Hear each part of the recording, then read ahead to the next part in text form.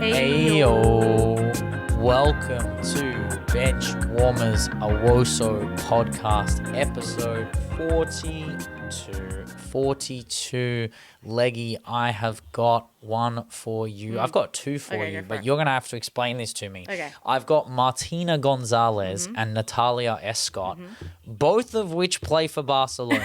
How can they have the same number if they're both 42? I'm guessing one is academy, one is first That's team. what I was going to say. But, I was going to say that. Maybe yeah, one's Barca one is B. like La Masia. One's Barca B, Yeah, maybe Barca had a couple B. games in Barca A, and then that's what happened. Yeah, but I was scurrying earth for a 42. 42 is not the number. It's not the same way 41 has like connotations, but 42 does not. I like 42 And as well. I'm kind of liking very- the 40s. I mean, 40s, yeah. I mean, we are on an unbelievable run coming up from 43 upwards. So maybe we should just skip to episode 43. Hey everyone, hey y'all. But nah, we are here. We are here to rock 42 in style. We are going to continue our trend on our end of year awards. We are moving to the next league. Everyone knows we did England last week.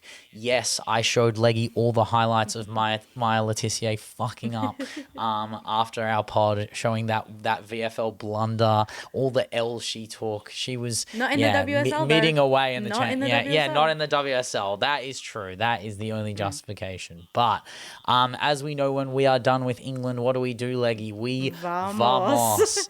We vamos to España for Equipo de la Temporada, or for all you England merchants out there, the team of the season, Liga F edition. I am going to start us off with a formation. Obviously, I mean, we went wild formations last week. This week, I've gone a bit different, slightly different, but we have gone with a 4-3-3. We've gone with a 4-3-3. We are going to start in goal with probably the biggest tap-in of all the positions in the Liga F. Misa Rodriguez, what will Real Madrid be without you? I have no idea. I mean, they don't even have a keeper in line. They just have Frums. Frums is the only one. She's Exodus, but they don't even have a backup keeper. I don't even think they have a backup keeper beyond that. I mean, they were linked to, who was it? They were linked to Marla Gross, and Marla Gross chose the more enticing project in France, which is fair enough. But Misa was shot stopping at a rate that, I mean, you could argue Arula, you could argue Gallardo for Atleti. I think Katakoya's had a good season, albeit not much adversity, and I think she will get her flowers from us in the UWCL team of the season. But I'm happy to put Misa in there. We've got a back four. We are going to start at left back. We are going Esme Brutes. Yes, I hate how good Carla Julia is. Yes, she got a lot of minutes in the Liga F, and every time she played, she was psychopathically good. But Esme is just Esme Brutes. Like, there is just something about her ability, the two-way Esme, as I call her, just up the field, down the field. I think her goal-scoring ability has arguably gotten better this season. Her aerial ability has gotten far superior, which is surprising. Less edge-of-the-box, long shot, like magic from her this season, but her natural intuition to fall onto the end of crosses and chances, her goal contributions, I mean, it's absurd numbers from left back. I mean, yes, in an amazing team, but you still, like, she's the one being picked. She's the youngster. She's not old. She's, I don't know, like 23 years old, 24 years old. Not even. I think she's about to turn 23 years old. And ultimately, she's been chosen as the first left back, the starting left back for Barcelona. I mean, ahead of Rolfo, she beat Rolfo to the punch. I know Rolfo wasn't offered in that way, but like, she's basically filled the void of a player that was widely considered the best fullback in the world in her, or the best left-sided player above all things. And they're not even looking for another left back. They're not going after. They could have gone after McCabe. They could have gone after Salma Basha. They could go after Karchawi. They went, nah, we have Esme for 10 years. She's here to stay. She's not going anywhere. She is rightfully deserving of this spot. But maybe next year, if Carla Julia keeps playing left back, maybe she will eclipse her. I mean, I love Esme Brutes for the fact that she's been able to live up to all our expectations. She was a player that really burst onto the scene in 2023 and was put into this Barcelona team as a backup, as you said, for Rolfo. And what she's become is eclipsed even the likes of Rolfo because she's become so versatile in ways that, yes, we did see from Rolfo, especially further up the pitch, but it's those defensive contributions as well. The lockdown defensive work that she does on that left-hand side is able to secure so much. And so she's able to then get the ball and progress it forward. She's so good at regaining possession and distributing it. And I think that that's one of the things that is so important to Barcelona, and one of the things that she has improved in her game, and one of the reasons why she's the best, probably the best left back in the world. 40 games this season across the 4 competitions, 12 goals, 7 assists. I mean, her work in the Liga F is more goal-centered, but like, again, when you're looking at these numbers, I mean, we'll get to a UCLW form down the line, but like if a striker or a midfielder or a winger got those numbers, you'd be very, very happy with that. Ultimately, her numbers eclipse. I mean, this is why for the national team, she doesn't play left back. Yeah. She's just the left-sided player, and that's her position. But I am going to move to the next position. We're going to go into left centre half. We're going with her partner in crime on that left. Oh, on the right side, sadly. I haven't gone left-footed, left-sided centre half. I'm sorry. I'm sorry for all you purists and tacticos out there. But I have picked Irina Paredes. I mean, I consider her, I mean, she could have a bad year and I would still put her in at this point. Like, she is probably my favorite centre half all time in terms of like the greatest of the greatest, that ilk. Like, I would put her alongside the Renards. I would put her alongside the Muppies and everyone that you would put in that realm of centre half that's won everything, done everything in the sport, been integral to backlines that concede single-digit goals in a season. She's the one who, when they're 5-0, 6-0 up, is screaming at teammates, telling them to be better, right? She set the standard. She set the level for what Barcelona's defensive line is. She doesn't miss much football for a player who's 34 years old, still chugging away, still allergic to silverware. I mean, her goal tallies are stupendous from centre back, and it's because she's such an aerial threat. You think about the aerial threats that Barcelona have. I know Muppy takes the corners, but they have Esme Brutes. Alexia's not bad with her head. Ewa Payor, while short, is a fantastic header of the ball. Caro grew up in Norway, so Norway, they learn how to header the ball before they learn how to kick the ball. And Salma Paruello is also a good run and jumper, and they still whip it to Irina at the back post because that's been the answer for 10 years for whatever team she's played for. And I reckon that is probably the enigma of Irina, is that wherever she's been, yes, she was at Atleti when she was younger, and yes, she's had her stints at PSG where ultimately that was their golden era, but wherever she goes, the team that she is at gets the immaculate maturity, leadership, and the expectation that comes with her is always met, and then she sets the level for everyone else. Everybody thinks that Irina Paredes has done the 14 years that Alexia Putellas has done, but she came in 2021 to Barcelona. Late. And that just goes to show the impact that she's had. The leadership, I think, is really important, but more so the consistency. I mean, I don't think I've seen a centre-back, probably other than Renard, who's been able to do it 4 competitions every season, back-to-back, the way that Irina Paredes is doing, and she's still evolving her football. She still is that player who will settle the team down and be that last line of defense. But we've also seen her, as you said, go up, be a headering force, back post Paredes. And I think that what she's done this season has further solidified why, as you said, was one of, if not the best centre-backs in the world. Yeah, and when I say Atletico, for all you Atletico merchants out there, I mean Bilbao. She is a woman of Basque Yeah. country. Yeah, coming and then also did some youth stuff at Sociedad. I mean, it's proof in the pudding. All what Sociedad produces and creates is unmatched. We are going to partner up Irina Paredes with Fatou Dembele. I mean, this is a player that needs a few introductions for a few other people, I would say. I feel like it's a player we haven't really spoken about, but we have spoken about Tenerife, and Tenerife's backline this season has been absolutely spectacular. And yes, I could have put in Marpi Leon. Yes, I could have put in a player like Rossio or whoever Real Madrid have suffering in defense when they play against Sparta. And I did think about putting Sociedad defenders as well, but Tenerife have ended up with a plus minus with 22 goals prevented in you're playing Barca and Real Madrid, two teams that are better than you. They only lost 4 games, same as Sociedad, Same same as Real expected. Madrid. Yeah. They all lost 4 games. It's just how many Arsene Wenger draws do you want? And Tenerife got a few more, but of their 5 at the back, yes, Zaremba, the right back's a baller, but I think Dembele is the one that holds down the fort in that back line. The physical nature of her play, her weight of pass is really good, and she's got both feet. I think she's like really strong. I can't really think of a game where she's had like supreme errors, but also she can get on the score sheet as well against Atletico Madrid in that 2-2 that was at the end of the season that kind of decided whether who would finish fourth.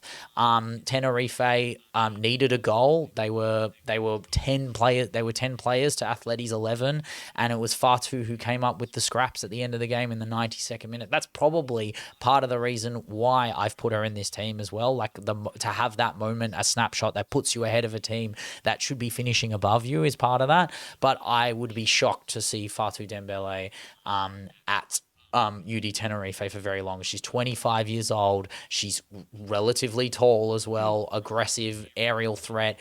Yes, and like she's from Mali. That's why I think she's scraped through the cracks and ended up at Tenerife. But I don't know how long she'll be at Tenerife for, with all the ceiling of her successful dribbling, her jewels, her aerial jewels, her ability to clear the ball, her ability to keep clean sheets, be a part of defensive structures. I just think she is a all-round defender that is very raw. And even though at 25 years old, I would say immature in a way, and whoever decides to take her on, I hope she ends up playing European football somewhere down the line. I totally agree. I probably would have gone with her senior comrade in Alba Vergas, who I think had an Elba equally Vegas, yeah. amazing season. But I think that 5 in the back held up so well for UDT. And I think that that's probably the strength of their tactics as well as the players. I think that both need to work in tandem to create what we saw was an incredibly good backline, incredibly good defense. But I love the shout. I think it's such a good shout. And I think to showcase UDT as a team that had a fantastic season, is building something incredible, and is building something with these players who go completely unnoticed by the general WOSO public. To showcase them, I think, is important. I think she's had a fantastic season. At right back. Could have gone Ona. I could have gone Zaremba. I've yapped about Zaremba. I also wanted to shout out, I forgot with the left backs, I didn't even shout out Agariza Bala from Sociedad as well. I can't believe I didn't mention her, the up-and-coming wonder kid. But right back, it's going to be Navarro. You have to mention Real Madrid. I know I didn't mention Rossio Galvez, but Navarro is the player that's going to stay in that back line. I mean, Rossio's leaving and Navarro is staying, and Navarro, ultimately her 1v1s were kind of exposed against the likes of Barcelona. Yes, when you're playing them 4 or 5 times in a season, it is tough. But look, her creative capacity is very impressive. And even in the games where they were getting battered by them, she was whipping in crosses. She does have the ability to play long aerial balls. She has the ability to hit the ball really, really hard as well, not just with precision, but with power. And I think that is a testament to also her going up to Spain and playing for La Roja in games. And that's also impressive considering the amount of competition she has in that position. Yep, 25 years old. It's not like she's going anywhere from Real Madrid. She's on a good contract.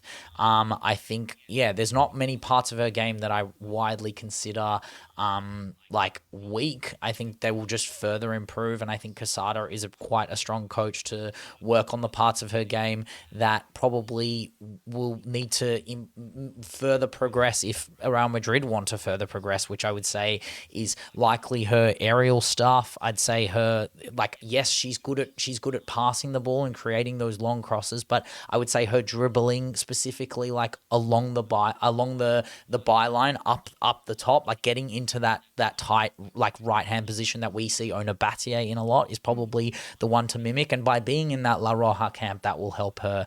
I think she is a bit foul happy and quite aggressive, but also that's part of the Real Madrid motto. I don't mind the spitefulness. I don't mind the aggression and anger. So I've definitely nailed down Navarro here. I mean, I'll talk about Navarro a bit later, but what I really appreciate is just how attacking minded she is in an incredibly attacking team. You know, you have the strength in the flanks that Real Madrid have, and then you have Navarro backing up on that right hand side. I think that her balls in are fantastic. Her defensive contributions are probably the most underrated statistic, because, you know, you think of Real Madrid and you think, you know, sloppy goals going in, but a lot of the times they're not going in from her right hand side. So she is able to keep the ball, she's able to retain possession and distribute it in a way that is conducive to that attacking football that Real Madrid want to play. Yeah, I totally agree. I think also, I don't know how many games she would have played in the Champions League specifically, but I feel like she didn't have necessarily the best Champions League campaign. I do recall her being quite good in the Paris FC game, the draw that they ended up scraping a draw from with Caroline Weir late. But against Arsenal, I don't remember her being on top of her game, and against Barcelona in her respective legs wasn't fantastic. Look, there is something to be desired of her, but that's almost a compliment in a way, because I'm expecting her to be the world-class fullback for Real Madrid, which she will be. Like, I don't know, if you're a WOSO aficionado, the goal of Real Madrid is to be like their men. Like, that's just not right now, but in history, right? And ultimately, a player like Navarro should be looking at a player like Carvajal and going, that's my future. That's my goal. I mean, I don't like Carvajal, but he is a serial winner. He is a serial aggression meister, and you'd love him on your team. But when he's diving and being a horrible schmo, it's hard to watch. But Navarro is going to be one of those players that's in your face, aggressive, wants to win. That's the thing. Real Madrid might not be a winning project, but it's full of players that want to win. And there's only so many players you can sign that want to win until they actually go out and be better versions of themselves. So I'm hoping Quesada can really channel Navarro next season. Maybe even play her further forward, give Atenea a break, play her in right wing, and see if you can develop another right back. But your flanks have been so rough anyway, so maybe just stick her in that Trent role, let her create and do the magic. But that is my back four. We're going to move on to the midfield. We are going to start with, we're all here for it. I don't know how long we've been speaking for. I think we're nearly there. In the under 20 mark, we do the tick. Paula Fernandez is in the team. I think she was my first name on the team sheet. I know I said Misa was the tap in, but for me, Paula Fernandez is 90% of the reason that Sociedad are in the position they are. They are in Champions League football because of the stellar performances, the do-or-die nature of Paula Fernandez going into every challenge, starting 28 of 29 matches in this season. She just played so much football in the league. I really can't recall many bad games. When they're on top of teams and scoring goals, she's facilitating those chances. Yes, Honestly, this is a player that even is good air. Honestly, she's even good in the air in some ways, when the reality is that she's 167 centimeters tall. She's tiny and she's good in the air, which is unfair in a way.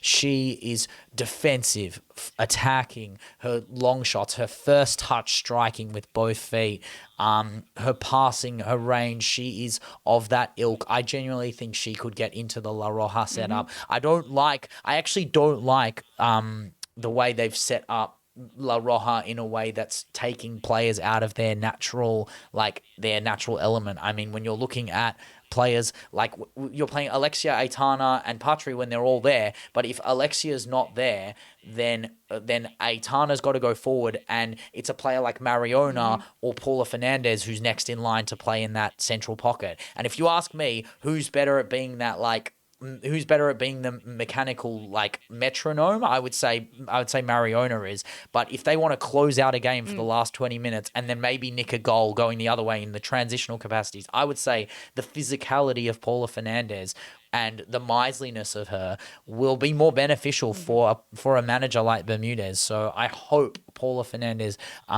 gets that natural progression, and with European football starts getting the credit and the esteem that we give her from prominent pundits out there. I mean, I'm waiting for an English pundit to talk about Paula Fernandez. It will happen. It will happen next year. I know it will happen, and all of my dreams will come true about what we've been saying about her for all the season, this whole season. I mean, European football will just skyrocket these players into a level that probably we hope to see them at, because I think Paula Fernandez, you'll hear the Patri and the Mariona comps, and you'll be like, we see it last season, see it with a Sociedad team which came into the league completely transforming what we expected from the duopoly or what we had seen from the three big teams, and really came in there and did something incredible.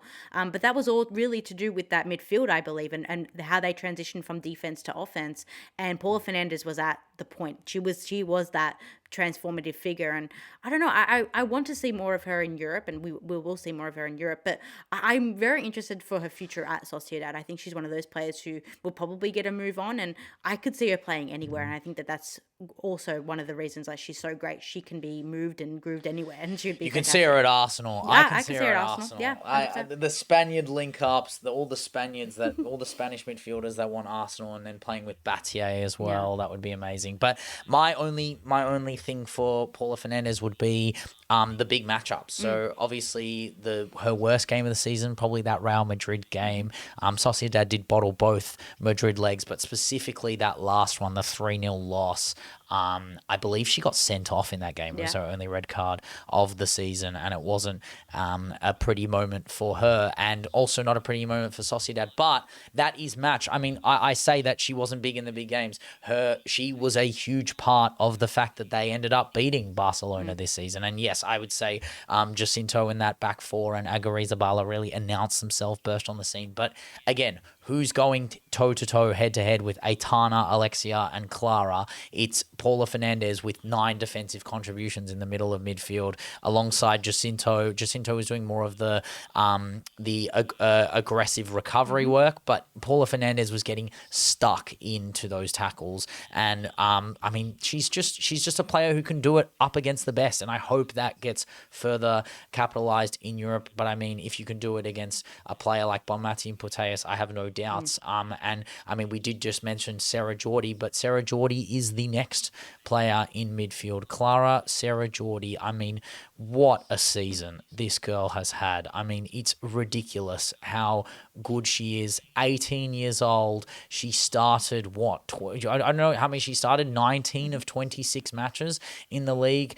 And she is just, I mean, yes, her Champions League form will get better. She's 18 years old. She was also fantastic in the final. But the stuff at the end of the season, I mean, my Lord, this is just some crazy games. The Logroño game, the Granada game, the Espanyol game, the stuff I'm seeing from her, like the assists, it's her passing. Yes, she can score. All of the Barcelona players can score, but it's her ability in the air, her ability on the ground. I don't know what La Masia is doing for aerial ability. I thought the whole point point is that La Masia never put the ball in the air. But Clara Serra-Jordi's like aerial capacities are insane for a player who doesn't give that vibe in that way. But her ability, my favorite moment of Clara Serra-Jordi, I wouldn't know the game. I don't remember who they were playing, but it was a no-look assist, or it was a pass to assist that was just heading the other way. Her whole body was facing the wrong way. It was just like the most anti-football pass in my head. But she's just always in control, tempo dictator, the natural progressor of, I dare I say, Alexia Putellas. But like, obviously a different player. Like, I'm not asking for her to be the next Putellas. I'm asking her to be the only Clara Serra-Jordi. And I think this is as good as a start you can see, as good as a season I've ever seen from a teenager in the Blaugrana. That's crazy. That is an insane statement. I don't think it's I don't think it's unwarranted. I think she's had a fantastic season. I think what I particularly enjoyed about Serra-Jordi was how unselfish she is. She's put herself in a team that has now allowed Patry to go a bit further up. There's allowed space for the likes of Alexia. She came in really because Aitana got injured in November and has taken over from, one of the GOATs, and has carved herself a neat little role in midfield, which allows her to move forward, to move back. She's great at distributing, as you mentioned, with the assists, but she's great. She has such calmness and such ease on the ball that every time she's on it, I am so unconcerned with where that ball is going. I don't care for the three players driving towards her, because I know she will easily let go of it. She'll easily take them on. It's one of the rare skills that you can see, the real raw talent of Serra-Jordi. Yeah, I think when I'm saying, like, you have to take context into account of how youth development has gone in WOSO, but I think about Aitana Bonmati as a teenager isn't getting the minutes, the impact, the capacities that she is having now in the league. Alexia, when she was 18 years old, barely scraping into the lineup. Like, this is a player who's made herself a namestay at an age where she could play for the next nearly 20 years of football with the way sports science is going. And it's the perfect start. Like, the only player I can even think of that has had a better 18-year-old season is Vicky Lopez, right? Because that would be Vicky Lopez last year. And Vicky was great last year, but she was a bit part player. This is a player who's also, Vicky Lopez was replacing wasn't replacing, she was subbing on as an aggressive powerhouse. This is replacing what many consider, and most pundits consider, the best player in the world, and doing it effortlessly. Not even effortlessly, replacing her in a Champions League final and doing the business as well. Not being a passenger. She's not like this is like the difference between it, like in that game. That was ultimately, we were talking about the narratives of the final Champions League final for like Heaps and Alexia and all that stuff. It was also the foundations for a player like Lily Johannes or Clara Serra-Jordi to stamp their approval as, I'm 18, 19 years old and I've got one. I've got one. Yeah, wait till I'm 35 and see how many I've got, how many I can put on my fingers. I'm going for Renard. And if I'm Clara Serra-Jordi, there is, with who you've been raised with in terms of your football crop, who you're alongside and who your future is going to be with, there is no reason for her to not be arrogant enough to go, I'm Clara Serra-Jordi, watch me eclipse the numbers, the accolades, and not necessarily the impact, but I can be on that Mount Rushmore of coolers who was here since I was a kid. I've been destined to play here. And I think that's maybe why it feels so scary when I'm watching her. I'm like, this girl has wanted to play for Barcelona since she could breathe and touch a football, and she's getting to live out her dream in the theater of dreams, and it's just magnificent for her. I'm going to move from Serra-Jordi into the 10. No, I haven't put Caroline Weir. I think I'm just salty about the Lyon move. But I also wanted to give, I mean, it could be Weir. Honestly, I was genuinely thinking, just like while I was talking then, like, just go 4-2-2 again. I'll just do the same formation. I'll do Weir and who I'm about to pick, and then do my two strikers, and then I don't have to make the arguments against Vicky or Caro who I'm actually going to pick when I roll the dice. But Natalia Ramos has to be in this team. I'm sorry. Like, she just does. And the reason for that is not just because she is the standout, like, she is the standout player at UDT. She's had the best, arguably one of the best seasons for any team in the world that's finished fourth. I mean, Chelsea fan, tell me different. Tell me different. Tell me a team. Oh, I mean, United. Sorry. Yeah, Tell me a player that's had a better season than Natalia Ramos. And before you ask who Natalia Ramos is, I'd like you to ask how many player of the matches she's got this season. Because basically, when they win a game, she's got her mitts all over it. She plays in the 10. She plays up front. She scored 10 goals this season. She started every match. She plays nearly every minute of every game. And the games where she doesn't, I mean, they usually lose, to be honest. But she is just a machine. Like, the amount of 1-0 Natalia Ramoses is absurd. Yes, 3 penalty goals, that's fine. She's got heading capacity. Her chance creation in the 10 is sublime. Imagine her in a better side around her. Oh, my God. Like, a team that doesn't play 5 at the back, just chuck her in the 10 and see what happens. She is a very good dribbler. I think her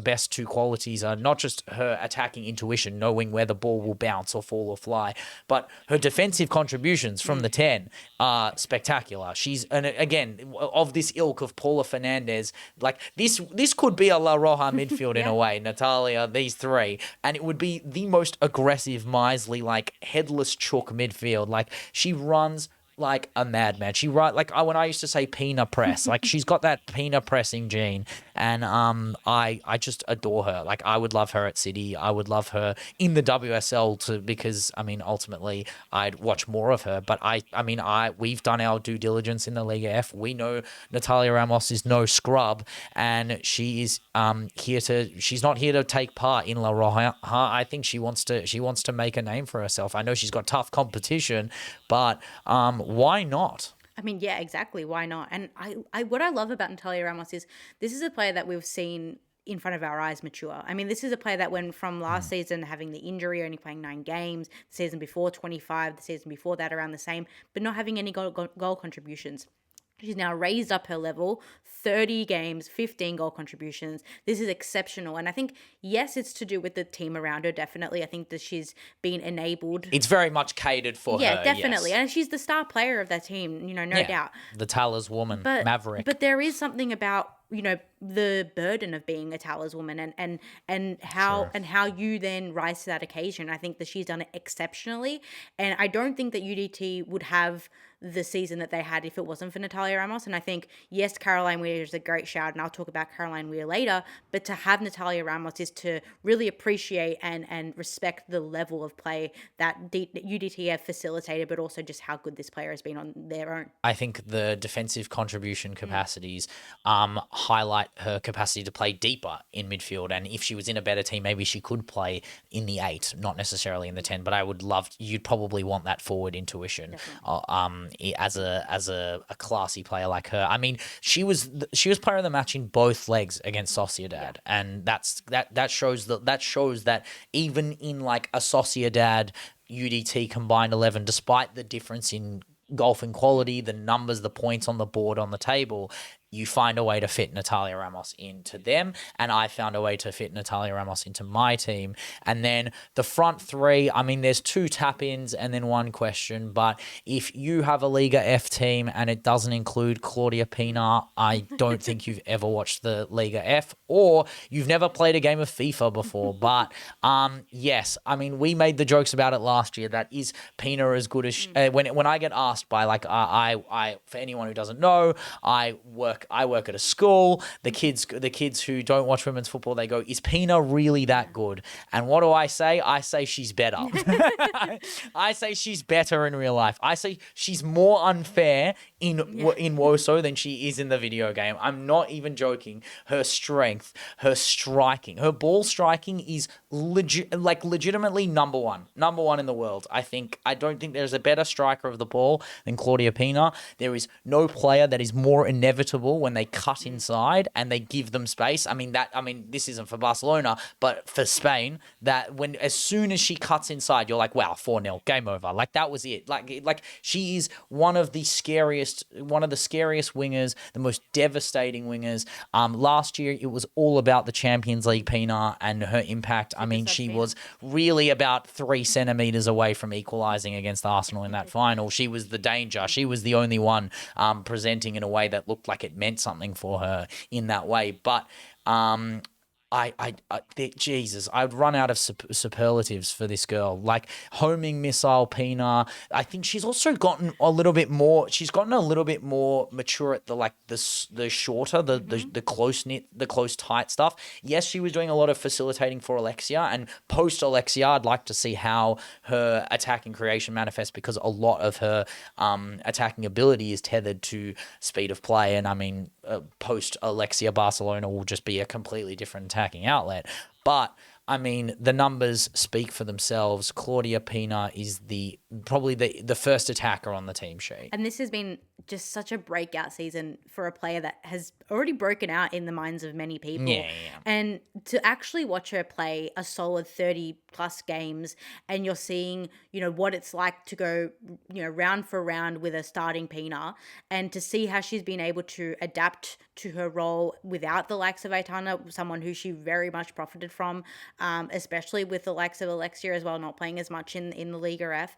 I've just been really fascinated to see the growth of this player outside of what the confines of what we put her in. We just thought super sub Pina and left it at that. And she said, you know what, next season it's going to be, starting Pina, but more so, talisman Pina. This is somebody who, of course, Barcelona don't need her. I think that they would win nonetheless. But I think that, if they could pick any player, I think Pina would be up there with one of the first that they'd pick just to have and keep forever, because she's so good and her limit is, endless. It's scary. I'm just going through the hits now of the games she's had. It's not even just Liga F games. Yes, she can stomp and crap all over like the likes of Levante, both Levantes, Athletic Club, Atletico Madrid, obviously. But I'm remembering games for Spain, like the Nations League. She had her mitts all over Sweden. She had her mitts all over Germany. Like she was on a serious run of form post the turn of the year, and it just kept going. Yes, I don't think she was particularly spectacular in the late stages of the Champo, and I think that's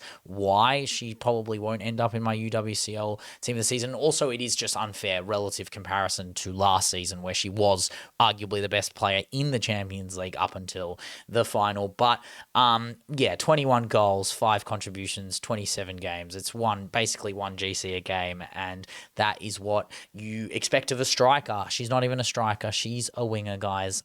But her striker alongside her, this is an obvious pick as well in a way. Honestly, I did genuinely consider for like half a millisecond going Imade just for the stuff she did and the win against Barcelona. Because Imade. Look, Imade won't end up in any team, right? She won't end up in our Bundesliga team of the season because Imade did make that switch. But you also have to recognize the fact that, her season she played 12 games in the Liga F. She scored 11 goals. And if you actually look at the league stats, she is still fourth. She's she's equal fourth in the Liga F top goal scorers this season. She ended up 3 behind Weir with 13 less games. Like, Edna Imade needs some sort of recognition for the contribution she had to Sociedad, also scoring the goal, the sole winning goal against Barcelona in their matchup. But it is Ewa, inevitable Payor. I talk about her probably once a month, and there's a reason for that, because she is good for club. She is good for country. She's just broken a record, I believe, in the Liga F, and I would be surprised in the top 5 European football if anyone has done this. But at the end of this season, she scored 31 goals across all comps. She was arguably better in the Champo than she was in the league, but still had 16 goals, 5 assists, second in the Liga F scoring for this season. But if you combine last season, which I think she kind of low-key got robbed of a Ballon d'Or, but she did get the Gerd Molasso or whatever they have, that is her trophy. But Barcelona, her 2 seasons, she has combined for 74 goals and 22 assists. So 96 goal contributions in 86 games. Yeah, that's just not a human number. That's not a normal number. But the 74 goals I want to highlight is, I believe, the most goals in consecutive seasons for any Barcelona player, any player in the Liga F, and I'm happy to say probably any league in the top 5. I would be shocked. I mean, maybe Hegerberg has a shout, but I don't even remember Hegerberg getting over 40 goals in a season to that level, unless it's in 2015, 16 maybe, and maybe in a Ballon year. But Ella Payor is setting the standard of what it means to be the best striker in the world, and there will be a time in WOSO in the future where players aren't getting these numbers, and they won't get there, and we will talk about Payor being like, they'll be like, Payor got numbers in an era where everyone was worse. No, this is the beginning of like the era of where we're starting to get better. She's just that much better than everyone else, and I think we have to recognize how classy she is with her back to goal. She is the complete striker. She's half the size of all the other complete strikers. She just is the other complete striker that you don't have to put on a pedestal. She commands that respect, and I don't know. I would be surprised. I'm even surprised by, as a City fan, that we try and put Bunny in that pedestal. It's a different style of striker that Bunny will never be. It's a striker that Payor will never be, but there are just levels to this game, and there's a reason why they put the big bucks on a player who was doing the business in Germany and is now continuously doing the business in Barcelona's setup. I mean, you talk about the Gerd Muller. I think in probably 10 years' time, they'll be calling the women's equivalent the Ewa Payor, because the Ewa Payor trophy she's just so exceptional. We don't expect much from Ewa Payor. You expect a couple goals and, a great game, a great all-round game, and that's mostly what you expect from most Barcelona players, but she elevates the whole team. She elevates that front line so much. We talk about her goals. Her assists are also amazing. I mean, she's a creative force as much as she's a goal threat. It's the versatility of goals. I don't think I've seen 2 Ewa Payor goals that look the same in a season. I think that she's able to score headers, long shots, tap-ins. It's what you want from a Barcelona team that struggled for a long time with strikers. Yes, they had the Jenny Hermosos, but they needed somebody to really come in and shake things up. That wasn't just the same La Masia talent, but someone who was going to elevate that front line, and I think that's exactly what she did, and she's arguably one of the most important players for Barcelona, outside of the La Masia projects that they've been able to bring up. And look, if they ever got rid of Ewa Payor, it's a hole that they'll never be able to fill, and if they do fill it, then I would be incredibly surprised who the Payor regen will be. Oh, mate, I'm terrified. I don't want to know. I don't want any Just think, like La regen. Masia, right? There's somebody basing their game off Payor right now, like at La Masia. Yeah. Like, that's crazy. But I want to delve into that, like, I mean, not like stat. I delved into it as a claim that no one has matched that level. That claim is correct. I'm looking at Ada, who's probably the most complete striker we've seen in the last 5 years in terms of numbers. Even her 2 Ballon years, yes, she got higher numbers for a single season. She ended up with 46 goals in 2017, 18, and 15, 16, as I said. But as 2 consecutive years, the highest she got was 73, not 74. So the only difference is that 15-16 to 17-18 run from Hegerberg is 46 goals, 24, and then 46 again. If Payor wants to match that, she has to score 30 goals next year, which is fucking insane. Like, that is like the fact that, but also like, doable. To say any striker has to, but the more insane part is that that's not unattainable. In fact, that's what I expect of Ewa Payor. I expect 30 goals a season. And it's not about the setup. It's not about the fact that, she's just given goals. It's because she's the first. She's not the fourth goal in a 5-0. She's not like no offense to the players that are in the Barcelona setup, because you are in the setup. Yeah, the Kika Nazareths, the Vicky Lopez's in a way, the players that are second in line, but even in the we'll get to the UWCL team of the season down the line, but it's the first goal. The first goal is the hardest goal, and she's always the first goal. It's her and Putellas. It's always them two. And I'm like genuinely like every time I watch Barcelona, I know I'm getting the Ella Payor show. She also has that Alex Pop gene of every goal is like her last goal, and she celebrates properly. Like she celebrates like I would celebrate. Like I would just let it all out, scream in 90,000 in the new camp, all cheering my name. Like that is just there is nothing like it, and I just commend her to just keep going and be the best striker ever in a way. She has the potential to be the best striker ever. She's just broken her drought of Champions League finals. She's got one on the board, and by no means is she done. But that's Ella Payor. And then last but not least, I have Carolinos Boyos Hermanos, Caroline Gramanson.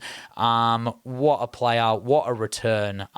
What like not just from numbers, from the injury. We were all arguing, when is she back? I mean, that whole post Ballon-esque season, that 23-24, she did have not necessarily a drop-off. Like, yes, it was a drop-off compared to the season after. 24-25 was a drop-off. But I think the numbers don't really do justice to what Caro has done this season, specifically in the Liga F. 10 and 10 goals, 10 assists in 21 games. And to end the season in immaculate style, the CFF hat-trick, her first hat-trick of the season, and was doing the business in the Champo, was doing the business in El Clasicos, because she fucking lives for the El Clasico and murders them time and time again. That 6-0 in the Champions League. She was probably the best player on the pitch. There are some classy moments when she returned to form, I would say later 2025. I would say that like turn of the year is when she started to kick into gear, probably. I'd say February Caro was probably the most spectacular, but yeah, everyone knows how good Caro is. I think the only things, I wouldn't necessarily say anything has particularly improved. It's good to see her heading back on the sheet. I think that's part of it.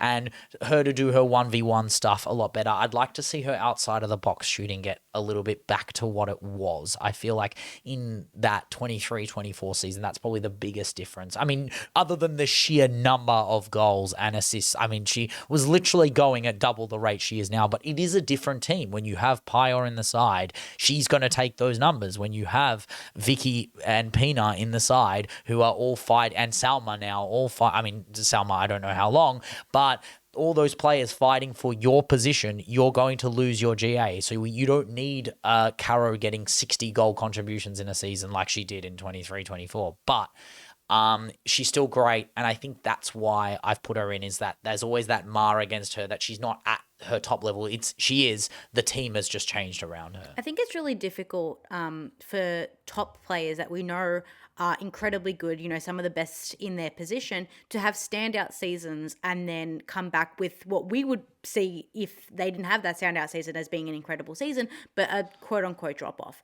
And I think that, Caro has a very, very good way of deflecting the, quote unquote questions or these expectations, these criticisms, by just coming out and doing her job.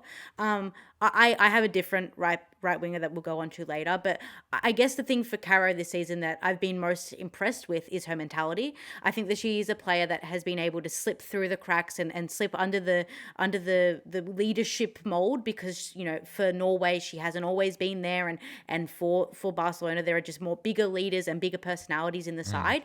But what I saw this season was a genuine attempt to get back into form through her own self-determination. This was a player that had a bit of a a drop off late 2025 coming into 2026, and then picked it up on a way that she was doing it in every competition, driving the team down the right-hand side. And then we saw massive games like we did in the Champions League final, which is basically the encapsulation of all this work that she did on herself with the team around her. And I think that she is, yes, a mainstay in this Barcelona team, a mainstay right winger, one of the best in the world. I'm just more fascinated at the players coming through and what they can do in that right wing position. Totally agree. Manager of the season. This is actually like, it shouldn't be tough. I can easily just put Romeu down in the conversation, right? Casada is a no. The man I've spoken about pretty much all year, Arturo Ruiz, who is literally my GOAT. I think Kang picked the wrong Spaniard. I think he is the closest. I think he's really, really close, and I would love to give it to Arturo Ruiz. I think mainly because it's hard because of Sociedad's history and how good Arroyo ball was for Sociedad back in the day. I mean, Sociedad finished second, right, in 21-22. They had the same amount of points, but obviously this season in particular, they just had less. They had less draws. I mean, less losses this season. They had more draws, and then back then in 21-22, they had more losses but more wins. So it evened out. But look, I love Arturo Ruiz. He's not going to have a chance to probably win at any other time unless they manage to replicate this form again, which is why I would love to give it to him. But I've given so many Barca players and Real Madrid players the absolute cold shoulder in my 11 that I think Romeu he's won a quadruple. He's won a quadruple. Yeah. They've scored 130 goals and copped 9. Everyone was questioning the Romeu signing anyway after last season and the Arsenal loss. He silenced all the doubters, all the haters, got rewarded with a new contract as well, rightfully so.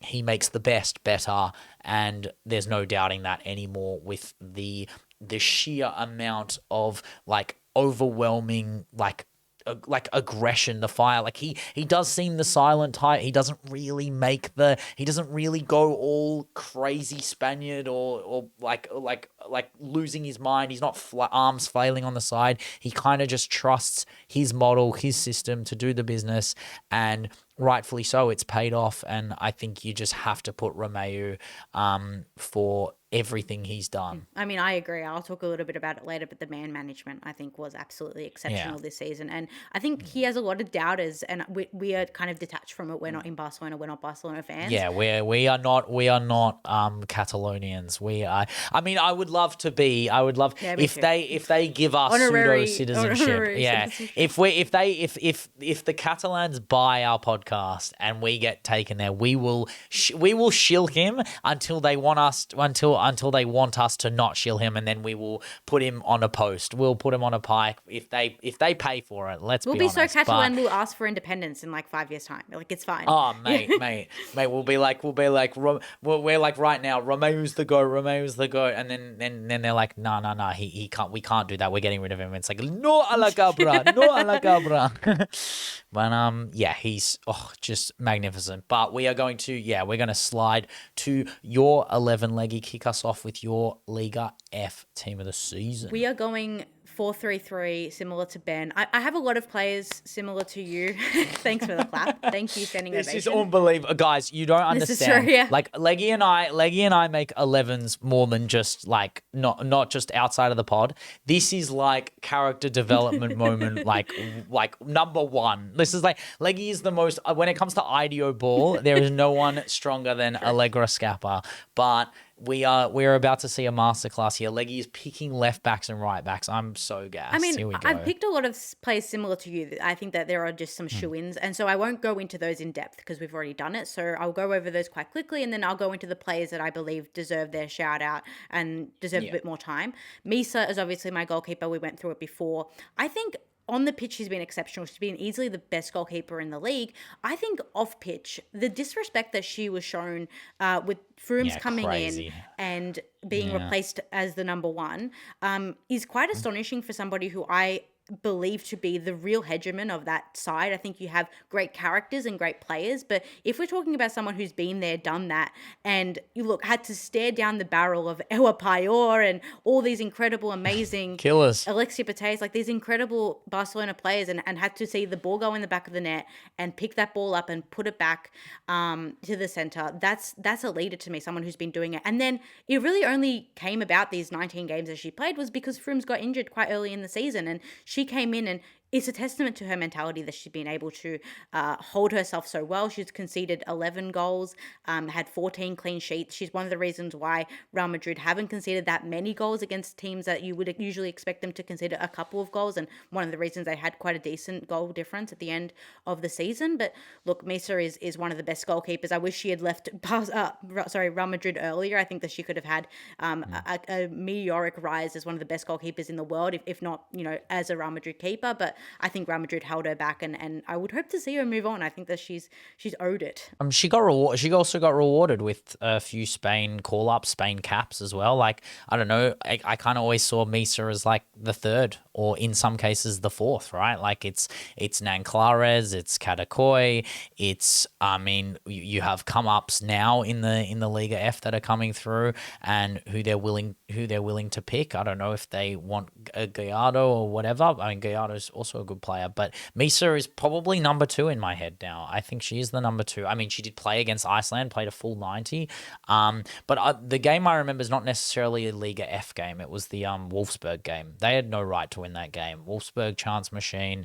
They won 2-0, and we literally like roast Real Madrid's defense. I know their defensive record in the end is actually quite quality, but we roast their defense for basically half their goal difference being attributed to El Clasicos. But the rest of the games, they're very solid. They're very much capable and good enough. It's just about taking that next level, and without Misa, it is a big loss. I have a centre-back pairing that is quite attacking. I've gone Mapi Leon and Rocio, both of Real Madrid and Barcelona, respectively. So we both have 4 different centre-halves. Crazy. I've chosen these particular players because I think Mapi deserves a spot in this Liga F team for the amount of games that she's played when she's usually a starter in the Champions League anyway.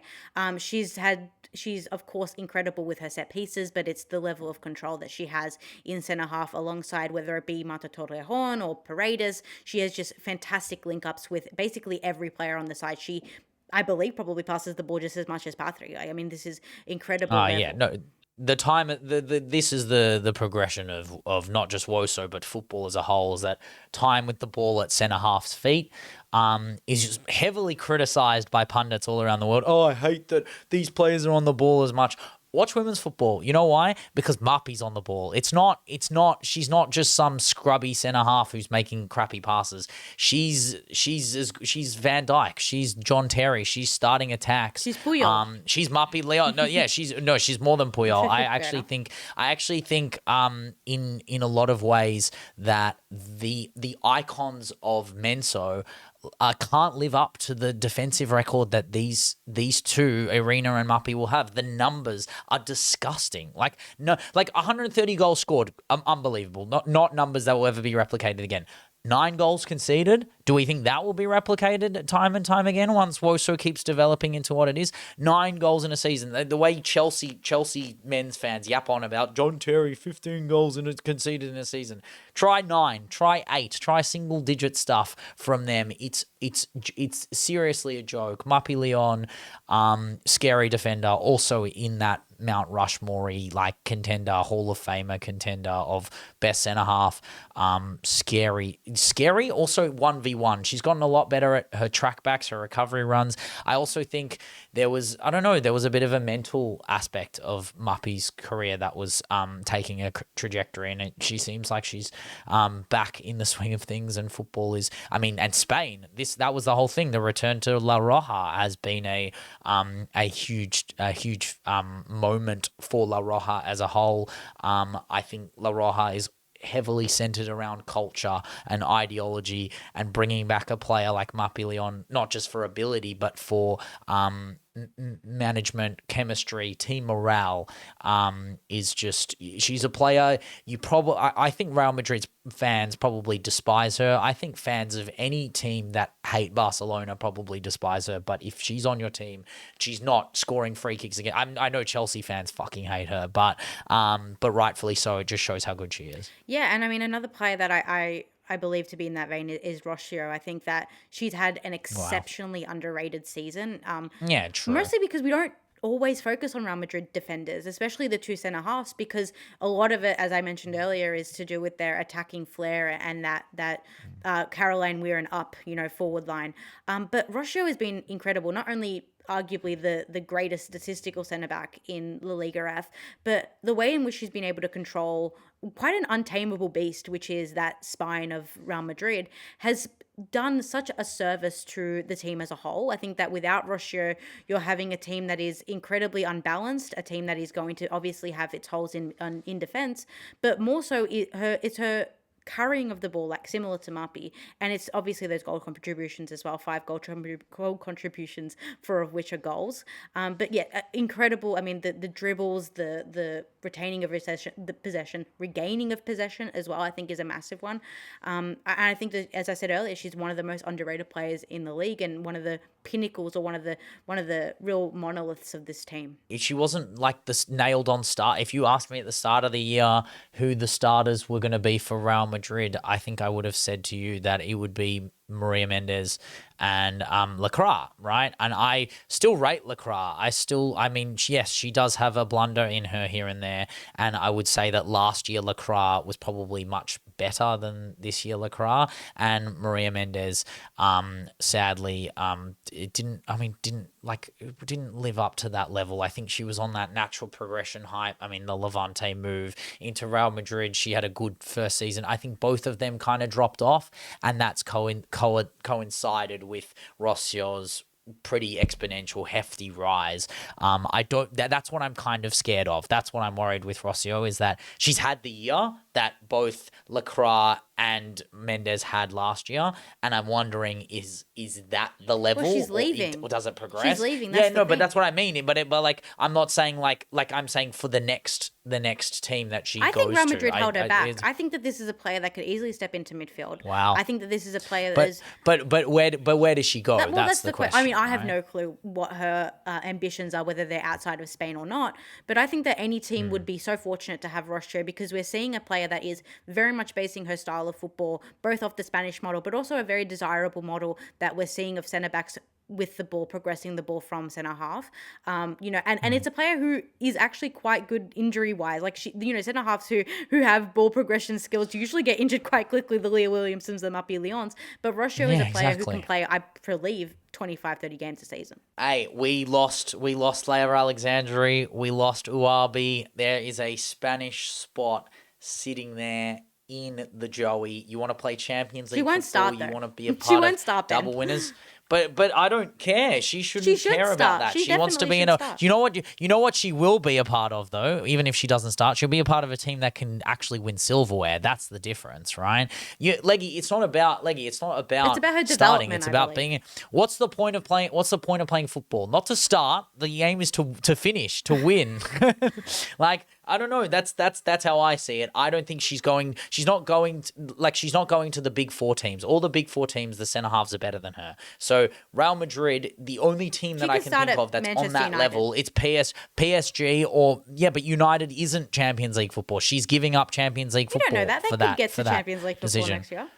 Yes, they would be taking our spot, in my opinion. But I think Chelsea and Arsenal are nailed on in Europe in that way, the ability to handle both competitions at the same time. It's going to be a Manchester off on who decides. And if Rocio and Letitia is the centre-half pairing instead of Janssen, yes, it does scare me a bit more, but also Janssen is a huge part of why they are feared. Not necessarily we don't rate Jensen the same way that most people in WOSO do, but I still think that Rocio is great cover. They do need cover. Turner can't be the answer. But again, that's the point. Even if they do start Jensen, then she's not starting for United. Would you rather not start for City or not start for United? And I actually think you would be first in line at City. Like you would But be she's because 29. She's a mature age player. She doesn't want to go to a side just to be playing on the bench. Like she's not 23. If she was 23, 100%. Like that's where you go and you develop. I don't know. Go to Tottenham if you want to start. Go to Tottenham. Like they need to. Koga and Rossio would be a great matchup, but they're signing anyone but defenders at this point.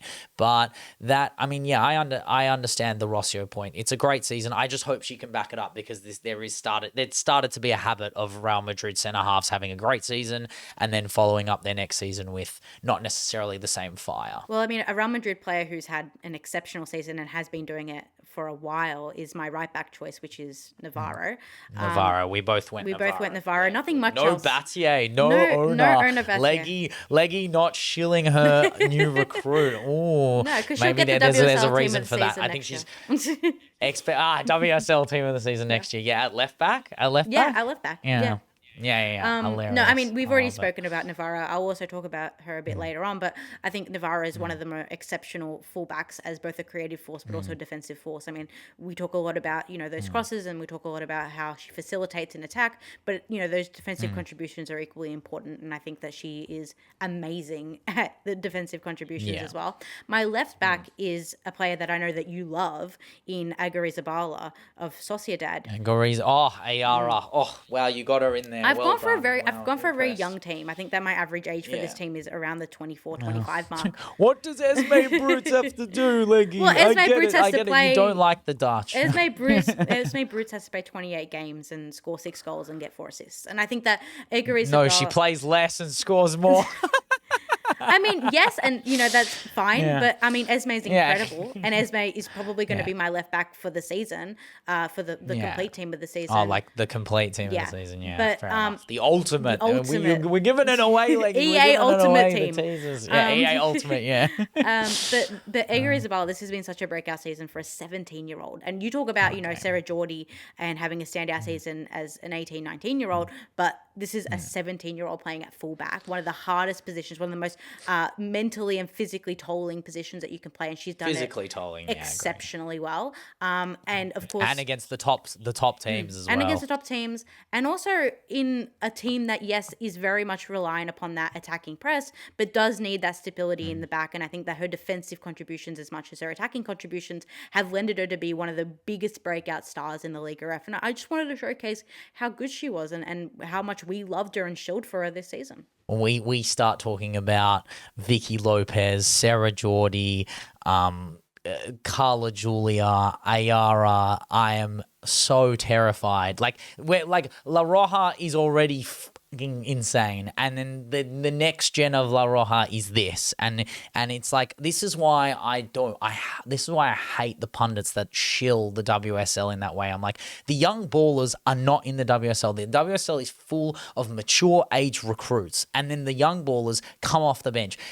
In the Liga F, they don't have that luxury, the money that way. So you've got young ballers starting entire seasons, playing breakout seasons, and then when they finally move to the Liga F, they go, oh, yeah, they were really good in Spain, but can they do it here? It's like, no, they're in the league of the country that wins more. They win more than you. That's what they do, right? Like, they're the team that you're trying to match up with, and these are the youngsters that they're developing. I'm sorry, you don't have the depth that they have in terms of if you were playing an under-20s, under-21s World Cup. It's Spain and DPRK. Like, they're the two countries that are doing the youth game better than anyone else. And I implore Australia to get on DPRK's level, and I implore England to get on Spain's level, because, I mean, players like Ayara are they're not an exception to the rule. They are the rule. We have a 17-year-old who is good enough, who's getting the eyes of Barcelona fans. Like, literally after the game, the game that they lost, the 1-0 Imade goal, I remember looking at Barca Twitter going, we have Carla Julia, we need Esme, we need to sign her. And that's what usually happens. That's the natural progression of things. But to do it against Barcelona, that's enough as it is. But to do it for an entire season as a player who will just continue to progress, I do have that question that you had about Paula Fernandez in terms of her shelf life at Sociedad at that age. But again, when you're in those kind of states of like you have the potential to go somewhere else and then you get put on those lists like what was it? I think it was like the top 20 wonder kids in the world, and they are as like third or fourth in the list, and you're just thinking to yourself, okay, wow, okay, maybe she ends up at a Titan not a lot of time. And again, as I said, she's 17. She has so much room to grow, and I think staying at Sociedad would be the best option for her because you spend 3-4 years European ball, baby. You have European football, and then you build a repertoire and a catalogue of excellent football at fullback. I've gone for Carla Jordi as my centre mid, as my holding centre mid. Yeah, have to. Of course, because she's been one of the star players this season. Outside of the goals and the assists, this is a player that is able to contribute to the build up of all these big moments for Barcelona throughout the season. The consistency, the level, the maturing that we're seeing in real time from someone so young is exceptional and groundbreaking, and it's a testament to this Barcelona system and La Masia and what they've been able to produce, but also the players around her. I mean, there is obviously a rubbing off of talent or rubbing off of influence by the likes of Alexia, Patri, and Aitana, and we're seeing it in real time with someone like Seda Jordi, who's had, again, an exceptional season, and she can only get better. I know this joke is probably only for you because there's only so many intersections of people that can get this joke that I'm about to say, but would you call her the companion to Alexia and Aitana? Would you call Clara the impossible girl? Jesus Christ. She is just, like in a lot of ways, she has just like rubbed off on the two Time Lords that are Alexia and Aitana, and Clara is Clara. I mean, widely considered the greatest companion, but she's gonna be she's gonna be her own Time Lord very, very soon in my head. I love how you extended this metaphor. Like, you just keep going. Yeah, I mean, I didn't mean to. I was just gonna ask you, do you think she's the impossible girl? But I think she is gonna, like, I don't know. This season, part of this season has just been defying the odds. Like, what were Barcelona's chances of winning the quadruple without Aitana Bonmati, with a 17-year-old, 18-year-old in the middle of midfield? It was instrumentally lower as soon as Aitana's leg broke, and they went, oh well, like they full on did the Jeremy Clarkson, like, who cares? Like literally, like, and anyway, like we're still I was gonna say La Roja, but that is the same. It's the same midfield. Like, it doesn't matter. The Barcelona, La Roja, same guy. Like, but yeah, Clara Oswald Sarah Jordi is what I'm gonna call her from now on. To be honest, thank you for the niche joke that 7 people will understand in the world. Yeah, in the world. I'm here for those 7. We're here for those 7 2 of us being people. me, and then one of them being related to me. So it doesn't really count. Yes, yeah, yeah. I hope there's more people that we know that would. Yeah, true. My left-sided midfielder is, as we mentioned before, Paula Fernandez. I'll just say Carla Fernandez. Yes. Paula Fernandez. Yeah. So left center midfield is Paula. And, PF5, baby. You've explained it before. You went through it greatly. I think she had an amazing season, and I think that with Aguirre-Zabala on that left-hand side, just in midfield, that connection has been exceptional. Arturo Ruiz, I will never say a bad word about you for putting those two together. And it's not the goals, 3 goals, 4 assists is not exceptional for a centre mid, but it's the control in midfield. It's the she could also get more if she wanted to. And she could, and she's a great facilitator. As it's a bit like Seda Jordi.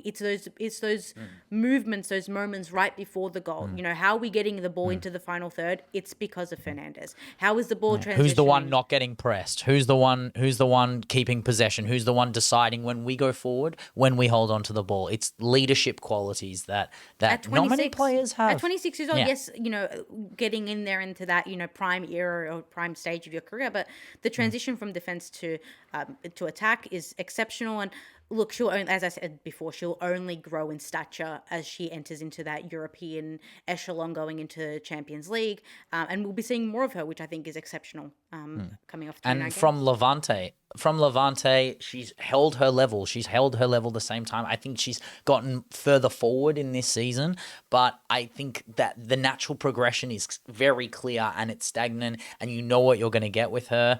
I would love to see her not necessarily leave Sociedad, but I would want to see her in the La Roja setup in a way that would put her around the best of the best, to see what she would be like in that mix. I think that's what I wanted to see. Like, I don't want her to make the move straight away. I want to see her playing more in the camp with the best of the best, command that respect, sit on the bench, get your moments, and then take those chances to arrive. And this European setup for Sociedad, I've got a huge feeling that we're going to draw Sociedad. They're going to beat us, and every good thing that I've thought about Sociedad is going to fall on every bad thing that happens for my team, and everyone's going to be like, wow, how did anyone know these guys were as good as City or better than City? I'll be like, yes, but it shouldn't have happened to us. But they are going to be like, I think they're going to be our dark horse, like X factor for Champions League. I think Arturo Ruiz plays at a speed that is hard to match with that Barcelona showed that. I mean, Real Madrid are a very fast team, and Quesada Ball loves to play end-to-end stuff, whereas Barcelona like being in control, and they like not having the ball. Sociedad like not having the ball, and I feel like their setup is teetered towards beating a team like Jägerlitz, who likes controlling the ball and then driving really fast, and then we have one blunder and then they get over the back of us. But I wonder how they'll match up against the English sides. I wonder how they'll match up if they play Lyon. But again, when you're the third pot team in the Liga F, you will end up with a tough run regardless. So you will end up playing City. You'll end up playing one of City, Lyon, or Bayern. And most likely two of them, one of them at home, one of them away. And I do question what their possibilities are. And this is not a slight against Paula Fernandez, but I think she's very reliant upon the players around her, and not in a way that is like, oh, she can only do it with good players around her. It's that she improves the team with the team around her facilitating her. And I think that this is a system of play that, is set up by Sociedad to facilitate that central midfield position so much. They get all their balls through the center midfield. It's going through there because of her, and I think that, that can only happen with the players around her facilitating her, and that's why she's had that standout season outside of, the Levante. This is her first season with Sociedad, and she's had an exceptional one. So with Seda Jordi and Fernandez as a kind of double pivot situation, I've gone Caroline Weir in my 10. This was kind of this would have been unexpected if I thought her injury would have had more of an impact on her, especially going from what was such an incredible start to the season. She got a majority of her goals, a majority of assists in that first 4 months that she had. You're going to make me think I've made a mistake. I feel like I've made a mistake. I remember that talk I made about her when we were like saying she's top 5 in the world. Yeah, she was insane. That goal, oh my God. I mean, we'll talk about that one later, but yeah, I feel like I've made an error. Well, I think for me personally, Caroline Weir encapsulates everything that Real Madrid wish they were. If they could replicate and clone Galactico. Yeah, if they could replicate and clone Caroline Weir and to another 10 players, they would, and they would be incredibly successful. And that's because her ability to, in that very chameleon-esque way, shift and form around the needs of the players around her. She could go on her own and do these incredible, runs straight through midfield and pick up the ball on the edge of the box and just smash it through. But she does so much more than that. She facilitates. She's obviously their penalty taker, so she's big on, very high tense moments or big moments. And of course, you have somebody there that's your captain. And that's the biggest thing about Caroline Weir leaving Real Madrid ultimately, is that they're losing their captain. They're losing their greatest goal threat. They're also losing somebody that the likes of Caicedo, the likes of Athenea, whoever Fella. plays in the... Every single player is elevated by a player of Caroline Weir's power. I mean, there's a reason why Lyon were after post Lindsay Heap's exodus, right? They went... We need a player who can get us 20 goal contributions and also run their guts out and defend. And she's from the like, she's like spiritually Spanish in her Yeah. flair, like attacking wise, and then is spiritually Erin Cuthbert in her defensive run and carry, and Kim Little. It's like when you're playing with players like Little and Cuthbert in the national side, you do get spiteful, you do get angry, and they're gonna want that at Lyon. They need that. Lindsay Heaps is not a nice footballer to play against. She's rough and tumble, and yes, she has class and finesse, but she's an angry footballer, and she's not someone you want to play against. Caroline Weir is the last person that any Arsenal fan wants to see on the end of a shot, any City fan wants to come up against in the Champions League. Like, if we come up against Lyon, who am I scared of in that team? It's De Mornay and Weir, in that, probably interchangeably, not necessarily in that order. If you come up against them, you've beaten Lyon.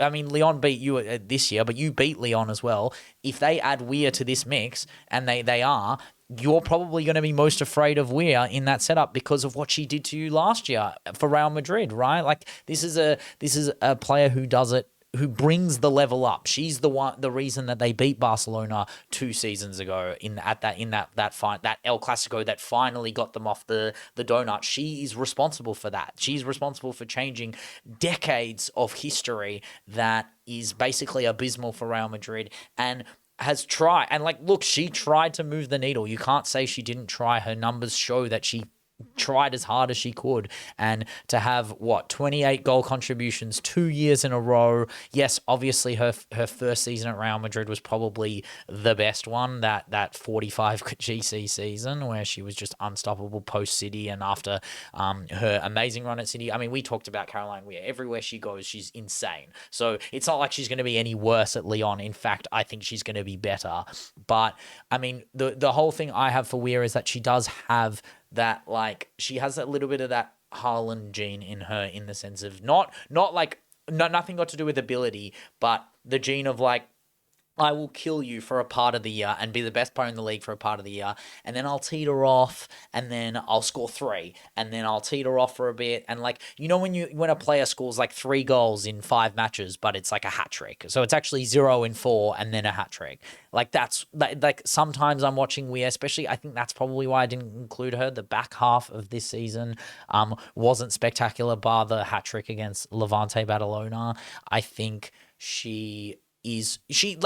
there are parts of her game that need to improve, but there are also benefits to being in a team that doesn't need you to be better at the things that you need to be better at when you're playing for Real Madrid. She doesn't have to do all the dirty work and all the everything attacking wise going through her. When you have De Mornay next to you, you have Ada or Mac ahead of you, you have Eula Brand and Besho and Diani. Like, it is just a super team, and she is a super player who is going to be in a super team finally. I think Wee has one of those incredibly unique qualities where she is incredibly relevant in an irrelevant team. And wherever she will go, she brings that, those big moments, those incredible, indelible, irreplaceable aspects to one's game where she just shines, and she encourages the other players around her to shine as well. And I think that that's one of the big takeaways from this midfield, but also this forward line. We have 2 standout shoo-ins for this forward line. Pina being on the left wing and Paya being in the center, in the central attacking position. Both incredible players, had incredible seasons. Pina, incredible breakout season for her, as I mentioned earlier, for a player that's already broken out on the scene. And ultimately a season that I think she will take away a lot from in 5 to 7 years. This is going to be the season that she will look back on. I can't even imagine how good she'll be. And like, we do Pina goal like every week, not every week, but every week. But like, she is the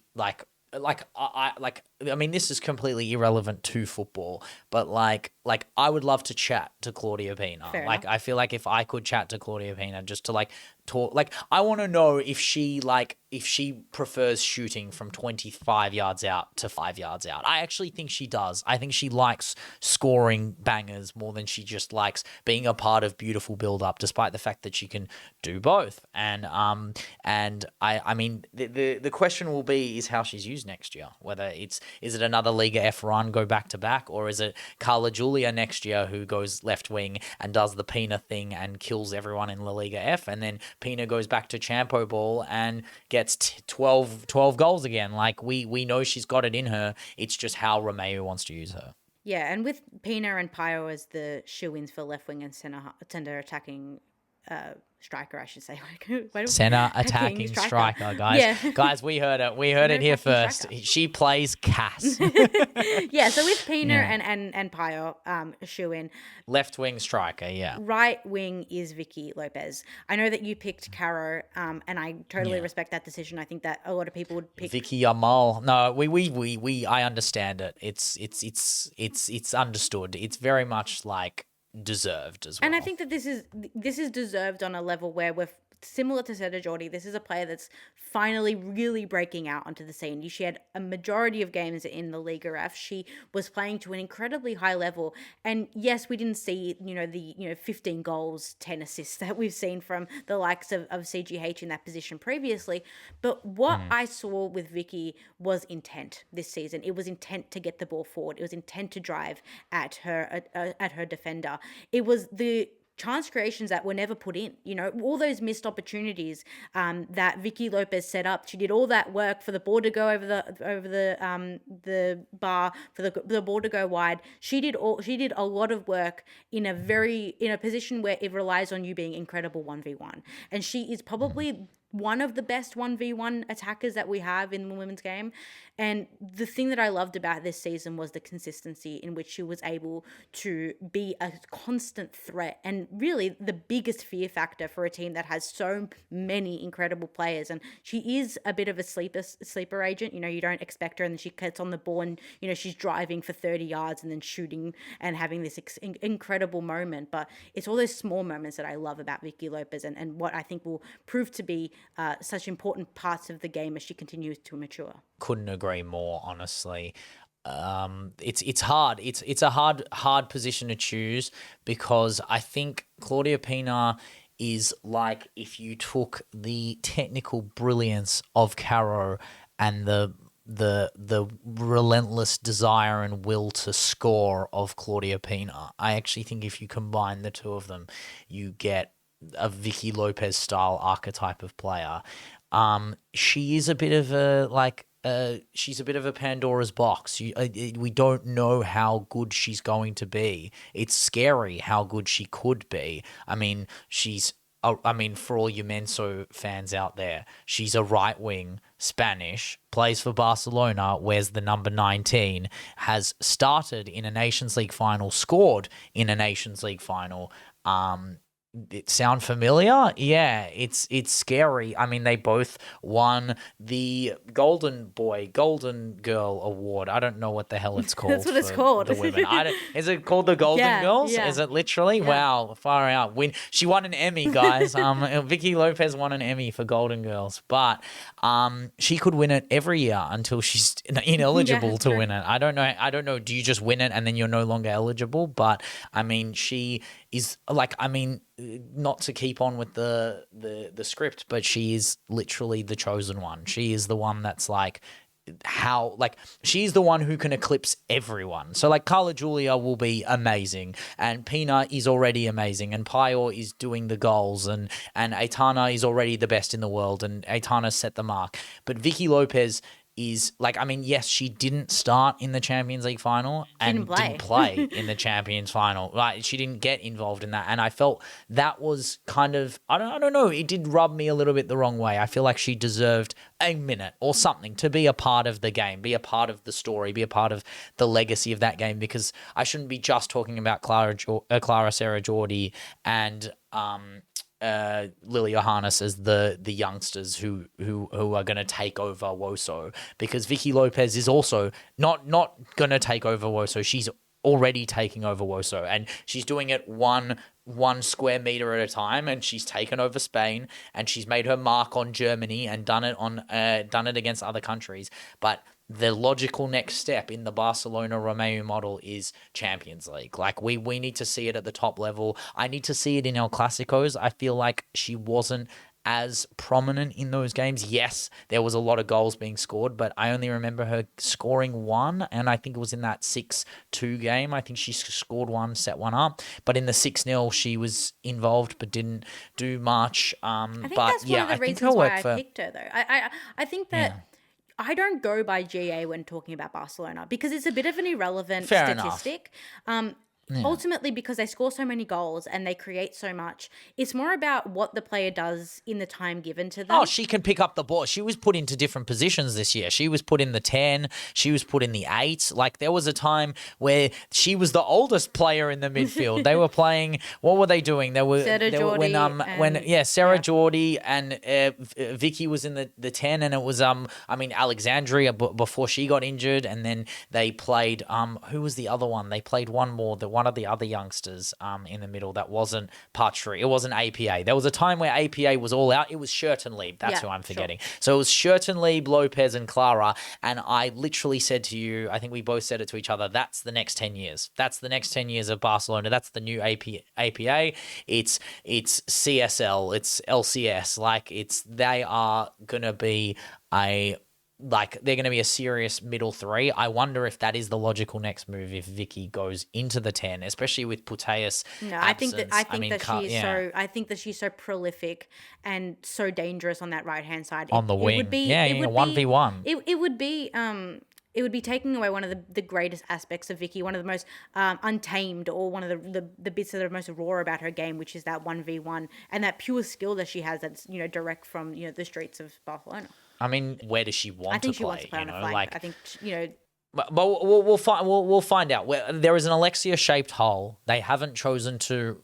But we don't know who they're buying. The only one they've been linked to is Lotte Rede, who is a left back. I don't know why they need one.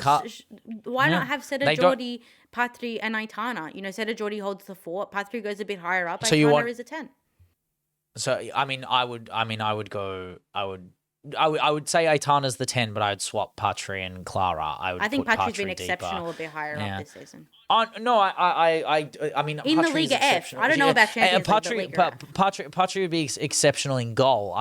She could play anywhere. Like, it doesn't matter. But I like Clara's pass to assists. Like, her creativity is like, yes, she can hold the fort, but I prefer her creativity, and I prefer Patry's creativity from deeper as well. I think she's better at the long ball stuff. But the 10, if they want Aitana in the 8, which they do love and they do shill over, in my head there is a logical move across, because you do have Caro there, you do have Pina there. Yes, Salma is leaving, which means the left side is kind of open. Why not Kika and Shetton? That's a possibility as well. Yeah, I mean Sydney. But Sydney could also play in the 10. She can play in the 8. That's what I mean. They've got too much. They've got too much firepower in that way. But I do think Vicky Lopez will be a part of next season. I think maybe she'll be in my team of the season next season, but there is no reason not to put her in already for her contributions to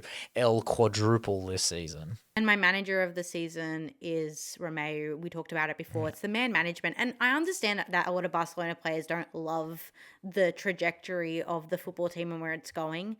But to have someone Oh no, we're winning everything. No, but outside of the 90 minutes played on the pitch. But I think that if you have someone like Romeu, who is obviously very willing to prioritize players' needs, yes, has made some interesting choices with player choices in terms of like who he starts and who he plays, but ultimately it's for the betterment of the team. And if I were Barcelona, I would obviously take into consideration, yes, we need to start particular players, we also need to rest particular players, but I'd want the development to be at the forefront, because if you can't be buying players the way that Lyon can, or the way that Bayern or Arsenal can, or Chelsea, then you have to be developing from the ground up, and that's bringing in these incredible 18, 19-year-olds, 17-year-olds in some cases, and giving them minutes. And I think that Romeu has done that exceptionally, weighing up also the fact that he won a quadruple, which obviously tilts the pendulum in his favor. He's taking all the swings and punches of managers who wouldn't take that. I'm sorry,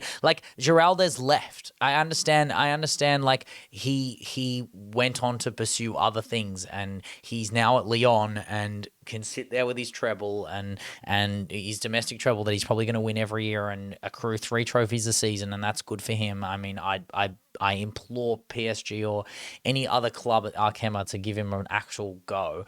But Romeu is like, okay, we'll lose Salma, we'll lose Alexia, we'll lose anyone. We'll lose Ona. All right, let's see what happens next season. Yeah, we'll lose Muppy. This is not Have four the scrubs. injuries as well. Yeah, Aikana injured. yeah. This is not 4 scrubs. We will play 18-year-olds. We will play whatever we have to play. I will take every single punch you throw at me because I'll throw 3 punches harder back. He is like a manager who is dealing with conditions that no other manager of the Titan clubs will ever have to deal with, and it's not even his fault. It's not like he's warranted these decisions. He's making the fiscal mistakes or he's making the silly directions. He's basically in some ways breeding this team like on his own, and he's developed this model that no other club in the world can do. And our probably one of our most popular talks, I think it would be up there now,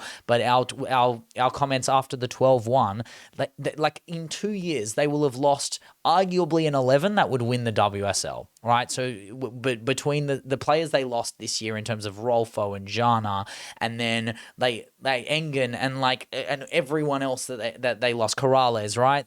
And then now add in this Beatles-esque foursome that's leaving now, this exodus of their best right back, their best midfielder, arguably their most impactful winger, depending on who you ask.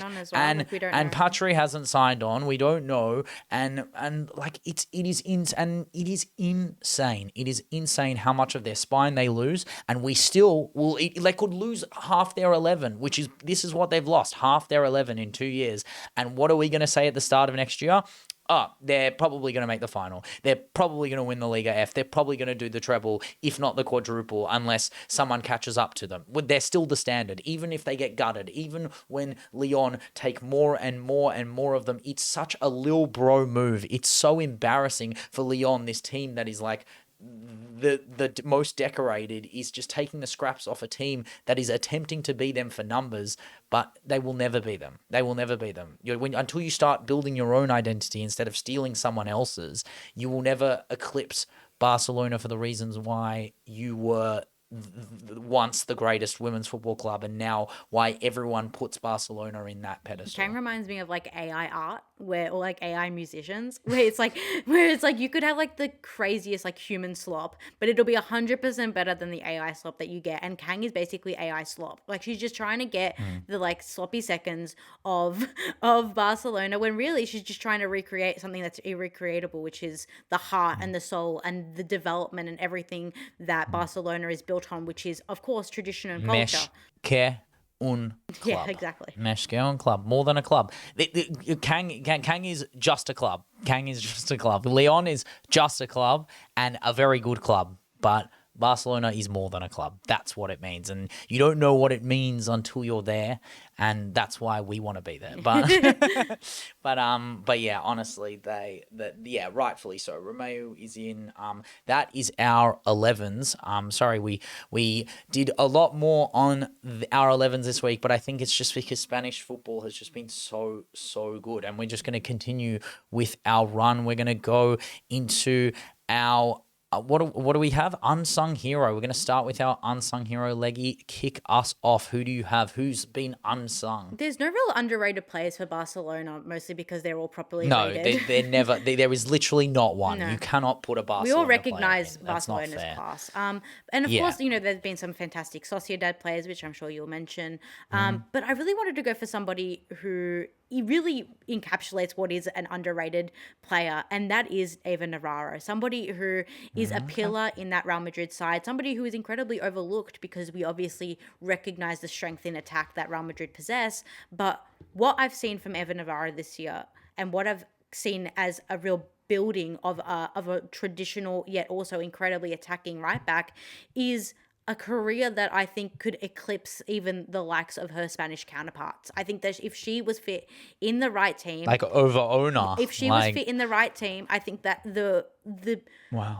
in the incredible nature to which she is able to hold herself as a right back in a team that, for all intents and purposes, is attacked. They are seen as, Barca's little bro. Can we get at Real Madrid? Can we do it? I'm thinking of, the teams that they've had draws against, the teams that they've lost against. This is not the Atletico Madrids or the Sociedad where, it's a genuine battle. It's like, we can't get Barcelona, we're going to get Real Madrid. And that pressure is intense. And for Eva Navarro, as well as Rocio, I should say, but more so Navarro, I think that she is one of the most important players. And with the leaving of Caroline Weir, probably the most important player as a leader, as a mentor, but also as obviously on the pitch, a facilitator and a distributor, as well as a goal threat herself, to what this Real Madrid team actually desperately wants to be, which is a successful side. I was surprised you didn't go Rossio. I think in terms of unsung, I feel like Navarro did get the call up. She is in that Spain camp. Yeah, but who talks I about feel Navarro? Yeah. Like, really, who talks? No, I agree. It is just us. It is just us. I mean, who's talking about the Liga F? It's just us. I do get that, but like from the outside, I think in terms of if we were to ask Real Madrid fans, I think more of them would talk about the brilliance of Navarro and her chance creation, her ability to be that like the pseudo Battier to their team creatively. Obviously, I mean, they haven't even tried to replace Battier. So like they're trusting Aicha Kamara or whoever they can to put it right back. No recall clause on Jana Fernandez or anything.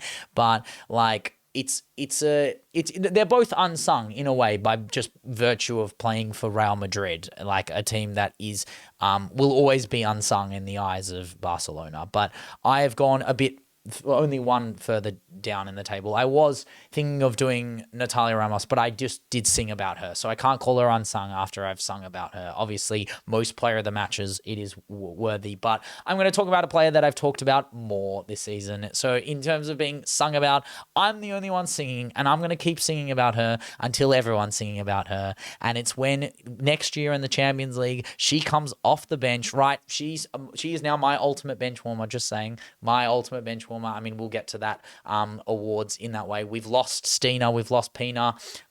It's okay. It's okay. We will live. They're both starters now, and it's okay. I can't just call them the best bench warmers of all time, but I do miss bench warmer Stina, and I do miss bench warmer Pina.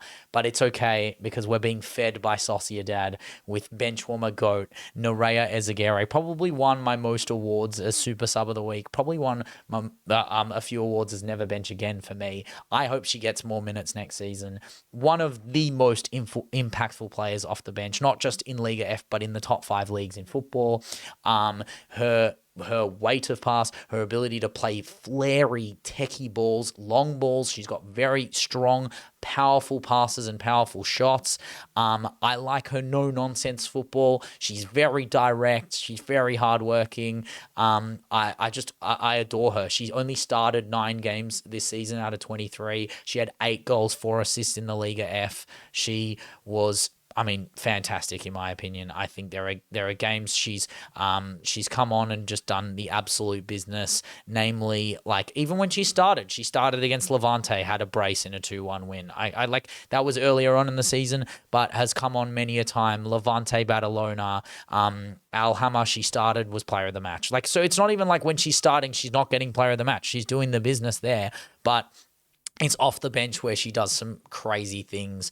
CFF, Alhama, Granada, Atletico Madrid, she got an assist in a 2-0 win. Like, Sociedad is very much catered for fast, direct, powerful football, courtesy of Ruiz ball, and Nerea is all a part of that. Every bench player is a part of the system, which is now the future of football. The future of football is players that don't necessarily play 90 minutes week in, week out, but have the ability to impact the same way that, as I spoke about with Iman Bene, and the comments on our unsung hero team of the season, they're all like, wow, I hope Bene plays more. And damn straight, I hope Ezeguirre plays more. And with Europe, she definitely will play more. And all it will take is 1 goal off the bench or a hat trick. No, it won't take a hat trick in the Liga F because no one will watch it other than us to know that she scored a hat trick. But she will play more in the Liga F with European ball right there. And if she comes off the bench in a Champo game against a side that's better than them by virtue of legacy and by virtue of history and pedigree in the competition and does the business, I hope Sociedad beat Chelsea and it's Ezeguerre last minute and all of these Chelsea fans on X and social media and everyone goes, oh, who is this Ezeguerre? And I'll be like, where have you been? Where have you been? I was warning you. I was warning you years ago about how good this footballer is. And I mean, I love players like her. Like she plays football the way I wish I played football. Fair. I mean, it's a great pick, and I basically think that as I said earlier, any Sociedad player could go in.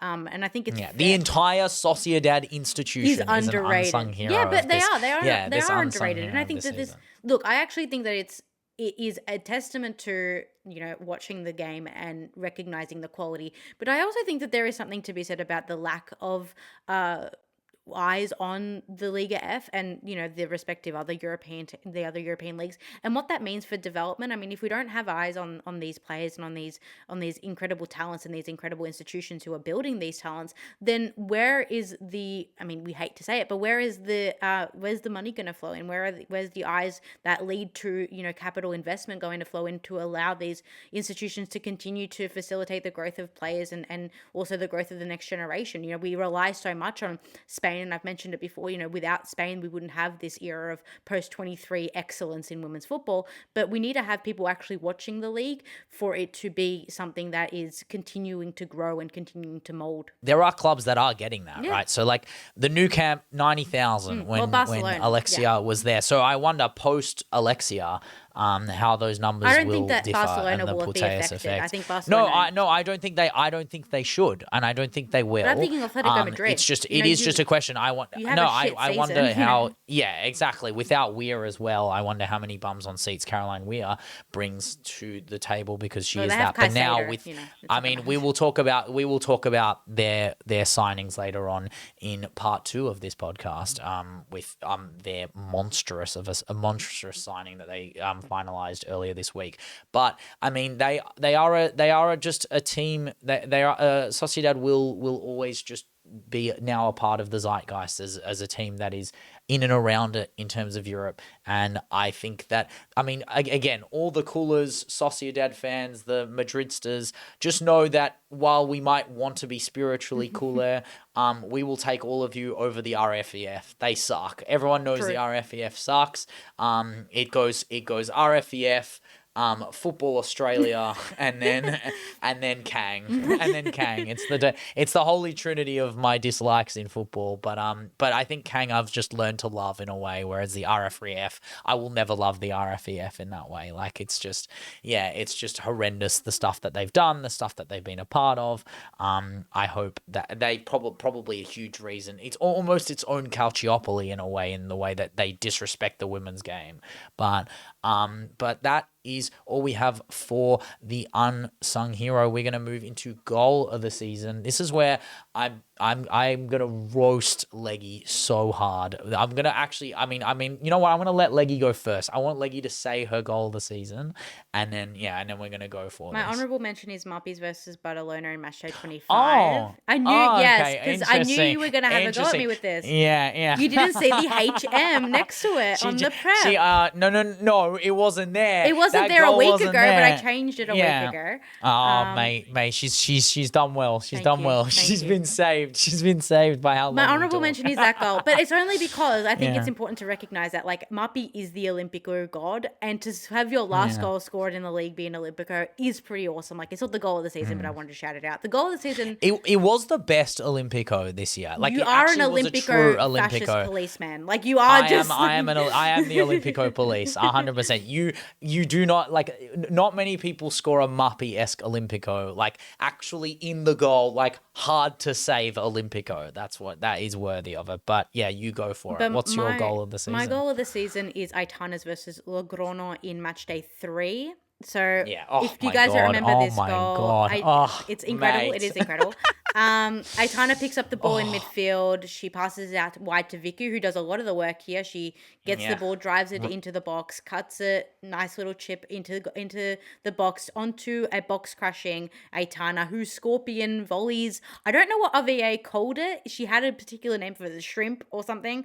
Where It's like a prawn cocktail. prawn, That's yeah, what it is. yeah. It's the prawn. That Yeah. was it. That was the goal, and I think that so early on in the season we were talking about it just then. I had fond memories of our third podcast talking about that goal. Yeah, no, but I remember the Instagram Yeah. story we put Yeah. before the podcast of like when we're watching the Liga F, it's like my reaction to Aitana's goal, and it's just my face Yeah. with my mouth covered. I was just like, I think I was just like, Yeah. like it was It's just like I incredible, was yeah. in shock. Like that is the thing that Aitana has over others is like Moments of Alexia brilliance. is just pure class and brilliance and doesn't have to do the acrobatic spectacular, but Aitana will just pull something out of the hat like that. No, it's and you know what's even more about that goal is the lack of the lack of celebration. She scored that goal. If I scored that goal, I would if Liv Smith scored that goal, there would be a full back tattoo on her body of her scoring that goal, the same way she's got on her leg.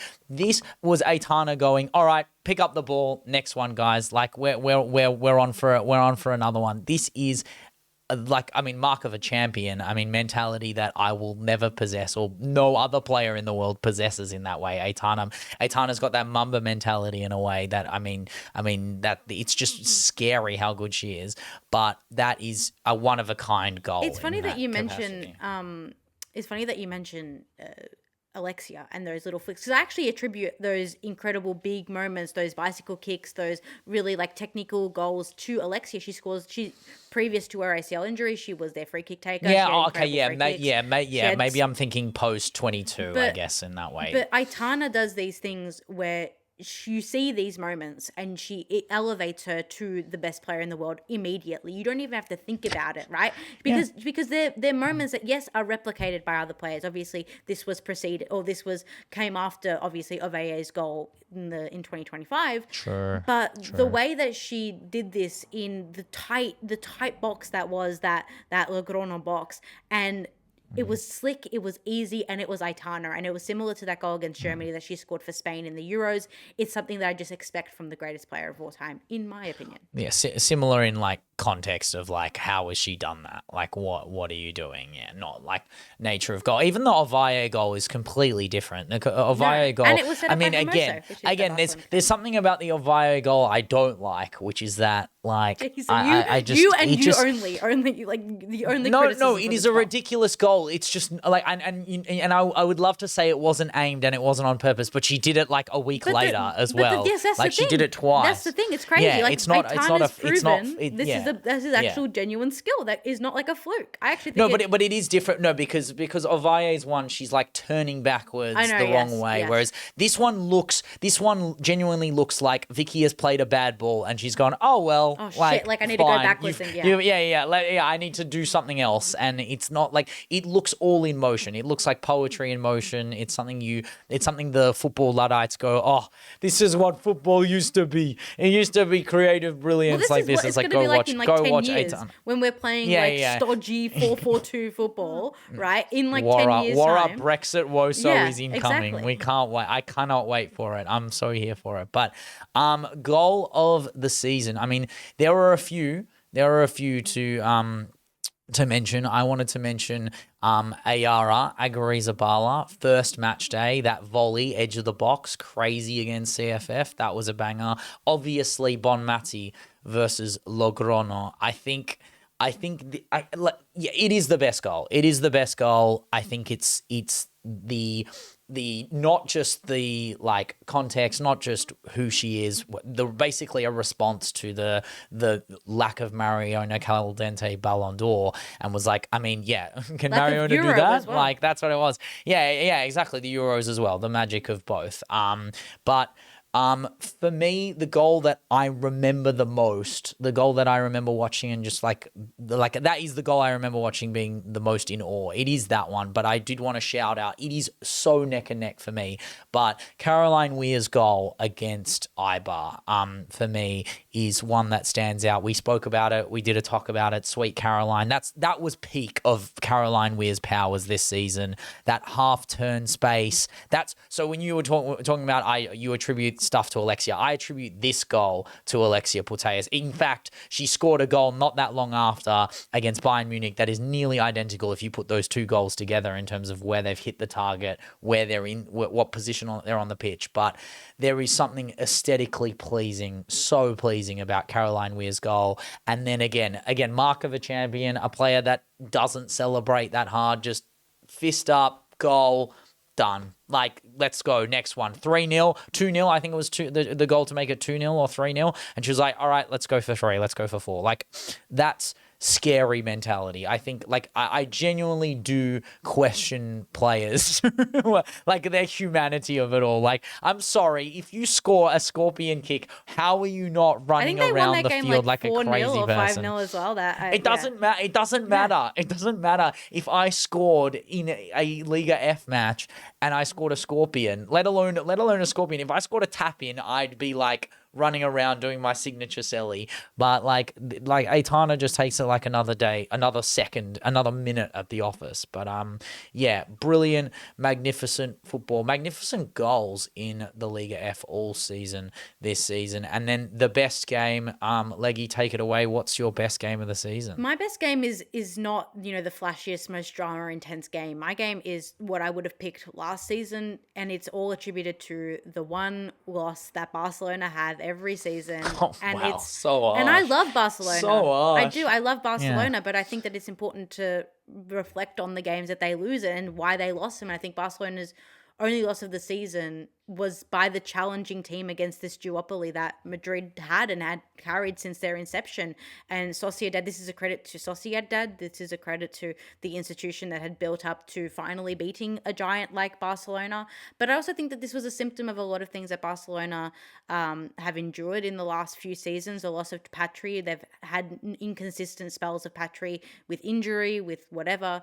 Obviously, the ascendancy of Sociedad that I mentioned earlier, but also the tactical masterclass that you can now have against someone like Barcelona if you know what to do, and if you have the right people and the right tactical devotion. You really need to be devoted for 90 minutes to a tactical system. Then you can beat this Barcelona side. I don't care if it's 5-0 or 1-0 or it's that terrible Real Madrid game where it was VAR exclusive, or should I say Real Madrid VAR. But no, it's VAR Madrid. VAR Madrid. I should have said that. Madrid, It is VAR Madrid. I'm stupid. It's VAR Madrid. I'm on Twitter yeah, too. Come I should on, know you that. Knew this. Yeah, even if it's just VAR Madrid, then Yeah. yes, then this game to me is I mean, I love when Barcelona lose. I love Barcelona, but I also like when they lose because I think it's important to see the talent in the Liga F. I mean, it just shows a little bit more equilibrium in that way. I mean, you are shouting, by virtue of shouting out Sociedad, you are shouting out Edna Imade and her immaculate brilliance. What did Barcelona do after that? They expelled her to Bayern. And they won 12-1 the game after. Yeah, and then they made her Spanish. They really did everything they could. I told you Clara Sarah Jordi knew the doctor. I'm telling you now, they did something there. Bit cheeky. But on the lines of Sociedad were part of every great game this season because watching Ruiz ball is great. But as much as you enjoy Barcelona losing, I enjoy Atletico disappointing. True. And this game, I mean, look, I've seen a lot of 3-alls in my time.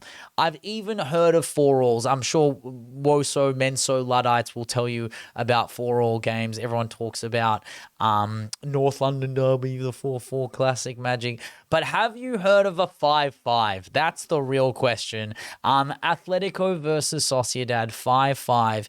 Dare I say how many lead changes? 1, 2, 3, 4, 5. Five lead changes in this football match is psychopathic. It's insane amounts. I mean, the amount of goals in the first half was insane. It was 3-2 at the end of the first half. Imade ends up with a hat trick in the 80th minute. Yes, there is something slightly Tilly's Zambia about the defensive line of this game, which I usually do not attribute to that. So both teams, I'd say Arula and Gallardo, two goalies who've had a pretty stellar season, would probably look back on this game and go, what the actual cook happened in this matchup? But everyone that we love in football was a part of this game. I think Paula Fernandez was doing good things on either side, defensive contributions for days. Imade, hat-trick. Sarajevi, Jensen had a brace. I mean, how many shots did Jensen have to get a brace? Only 3 shots. I mean, Jensen on her day, Luani scored even, Boarisa, Bartel, just performances in the front half. Absolute chaos, absolute fun. Two teams that are, I mean, one finishing in 5th, one finishing in 3rd. It was a top 4 matchup at the time. Obviously, this was kind of the beginning of the end for the Atletico surgence, and they started off the season well and completely died out. The only caveat would be Fiamma Benitez didn't really have a good game and was dealt with by that Sociedad midfield in a way that Sociedad have been doing all season, by that logic, and extends to your game of the season. But that was, for me, some fun. The drama, the chaos, the energy, the magic of the Liga F encapsulated in both of those games. But that is all we have for the Liga F. And that is all we have for part 1 of the podcast.